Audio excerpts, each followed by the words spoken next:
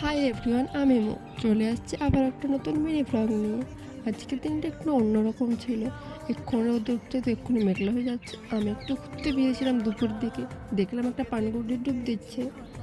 তারপরে এলাম আমাদের পুকুর পাড়। আমাদের পুকুর পাড়টা ছিল ঝিলপাড়ের কাছে।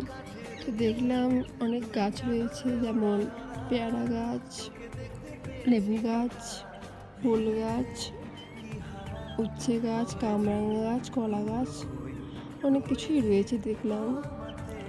তারপরে ঘুরতে ঘুরতে ঘুরতে ঘুরতে চলে গেলাম আমার ছোটো কাকিমার বাগানে। ছোট্ট বাগানটা খুব সুন্দর লাগছে দেখতে। আমার কাকিমার পছন্দের ফুল গাছগুলো এখানে লাগানো আছে। কাকিমার এটা প্যাশন বলতে গেলেই চলে, খুব ভালোবাসে গাছ লাগাতে। তারপরে বাড়ি এসে দেখলাম বাবা আমাদের দুই বোনের জন্য দই এনেছে, আর বোন দুটোকে সরিয়ে রেখেছে যাতে না আমি ওটটা নিই। তারপরে ফ্রিজ বন্ধ করার সময় দেখলাম কয়েকটা লেবু পড়ে আছে। এই লেবুটার নাম কি বলো তো? আর তাড়াতাড়ি সবাই চ্যানেলটাকে সাবস্ক্রাইব করো। টাটা।